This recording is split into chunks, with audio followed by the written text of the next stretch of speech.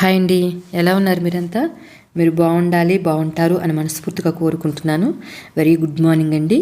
నేనే మీకు దబ్బకాయ నిమ్మకాయతో కలిపిన నిల్వ పచ్చడి అయితే చూపించబోతున్నాను. చూసారా, దబ్బకాయ నిమ్మకాయ అంటే మీకు నోరు ఊరిపోతుంది, మన నోట్లోంచి నీళ్ళు వచ్చేస్తాయి కదా పులుపు మాట వినగానే. అలాంటి పచ్చడి మీకు చేసి చూపిద్దాం అనుకుంటున్నాను. అలాగే కొత్తగా జ్యోతి వ్లాగ్స్ యూట్యూబ్ ఛానల్ చూస్తున్న వారైతే కొత్త వారు మాత్రమే సబ్స్క్రైబ్ చేసుకోవాలండి. అలాగే లైక్ చేసి షేర్ చేసి ప్రక్కన ఉన్న బెల్ ఐకాన్ని యాక్టివేట్ చేసుకుంటే ఇలాంటి వీడియోస్ అన్నీ మీకు నోటిఫికేషన్స్ వస్తూ ఉంటాయి. కాబట్టి మీరు కొత్త వారు మాత్రమే సబ్స్క్రైబ్ చేసుకోవాలి. ఈ దబ్బకాయ నిమ్మకాయకి ప్రిపరేషన్ ఎలా చేసుకోవాలి, దానికి ఇంకా ఏమేమి ఇంగ్రీడియంట్స్ కావాలి అని చెప్తాను. రెండు వీడియోలకు వెళ్ళిపోదాం. ముందుగా మనం ఒక మీడియం సైజ్ దబ్బకాయ అలాగే 5 నిమ్మకాయలు తీసుకున్నాను. వీటిని శుభ్రంగా వాటర్తో కడిగేసి పొడి పట్టుతో తుడిచేసుకోండి, తడి లేకుండా. ఈ విధంగా కడిగేసుకుని తుడిచేసుకున్న కాయల్ని శుభ్రంగా చిన్న చిన్న ముక్కల కింద కట్ చేసుకోవాలి. ఈ విధంగా దబ్బకాయ నిమ్మకాయని చిన్న చిన్న ముక్కల కింద కట్ చేసేసుకుని ఇప్పుడు మనం దానికి సరిపడా అంటే మీకు సరిపడా ఉప్పు కలుపుకోవాలి. నేనైతే చిన్న టీ గ్లాసు అంటే పావు గ్లాసులో సగం తీసుకున్నాను. అలాగే 175 గ్రాముల ఉప్పుని తీసుకున్నాను. అది కూడా కళ్ళుప్పు తీసుకున్నానండి. ఏ పచ్చళ్ళకైనా కళ్ళుప్పు తీసుకోవాలి, సాల్ట్ అయితే పని చేయదు. ఈ విధంగా ముక్కలకన్నిటికి పట్టేసుకున్న తర్వాత కలిపేసుకున్న తర్వాత గాజు బాటిల్లోకి అయితే ట్రాన్స్ఫర్ చేసుకున్నాను. నేను గాజువి పాత్రలే వాడాలండి, ఎందుకంటే స్టీల్వి ప్లాస్టిక్వి వాడకూడదు, పులుపు కాబట్టి. ఇది కనీసం 10 days అయినా మగ్గనివ్వాలి. అప్పుడప్పుడు రోజుకొకసారి మనం గరిటె పెట్టి తిప్పుతూ ఉండాలండి. అలా తిప్పుకుంటూ ఉంటే కిందది పైకి పైది క్రిందకి వెళ్తే బాగుంటుంది. ఇలా ఈ విధంగా 10 రోజుల తర్వాత నేనైతే ఈ విధంగా తీసి చూశాను. ముక్క అనేది మనకి పట్టుకుంటే ఇలా నలిపితే నలగాలండి. అదే స్పూన్ పెట్టి ఇలా గుచ్చిన ఇలా ఏలుతో మనం ఇలా నలిగితే అది మనకి బాగా మగ్గినట్టు.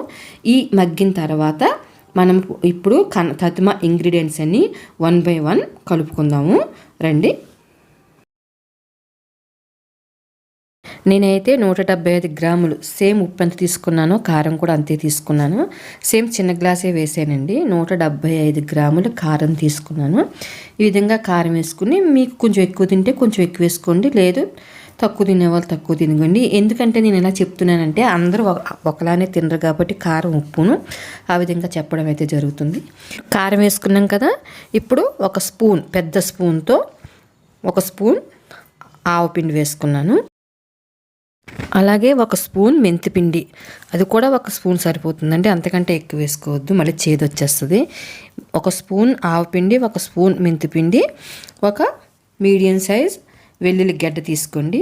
మీరు కచ్చాపచ్చగా దంచి వేసుకోవచ్చు, లేదా ఈ విధంగా కూడా వేసేసుకోవచ్చు, ఎలాగైనా వేసుకోవచ్చు. ఇలా వేసుకున్న వాటిలో మనం శుభ్రంగా స్పూన్ పెట్టి కలిపేసుకుని ఈ విధంగా కలిపేసుకోవాలండి. ఎక్కడ ఏది ఉండకుండా ముక్కలకి అంతా పట్టేటట్టు ఈ విధంగా కలిపేసుకోండి.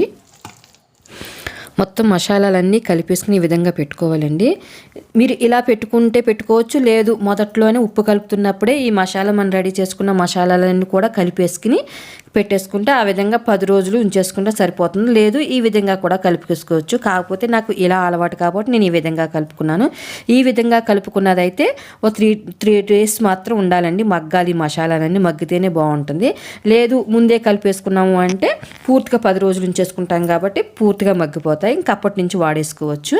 అయితే నేను ఇప్పుడు ఎక్కడ ఆయిల్ వాడలేదు. కొంతమంది ఈ విధంగానే ఇలాగనే వేసేసుకుని కొంచెం పచ్చి ఆయిల్ వేసుకుంటారు, లేదు కొంచెం మంది పోపు వేసుకుంటారు. మీ పోపు ఎలా వేసుకోవాలో చూపిస్తాను.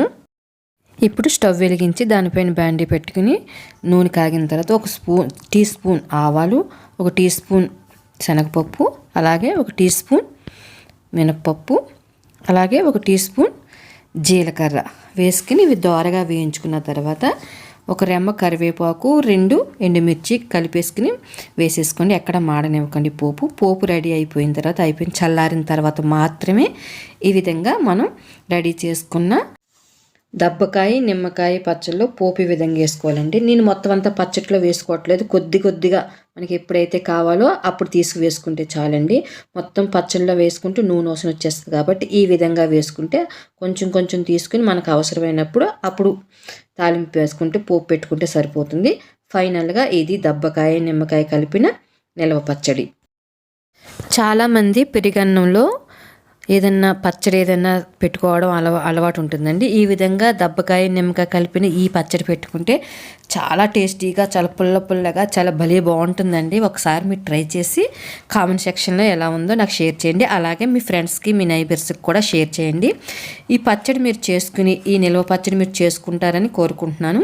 అలాగే మీకు నచ్చితే లైక్ చేసి, షేర్ చేసి, ప్రక్కన ఉన్న బెల్ ఐకాన్ని యాక్టివేట్ చేసుకుంటే ఇలాంటి మంచి వీడియోస్ అన్ని మీకు పెట్టడానికి అయితే ప్రయత్నం చేస్తాను. కొత్త వారు మాత్రమే సబ్స్క్రైబ్ చేసుకోవాలండి.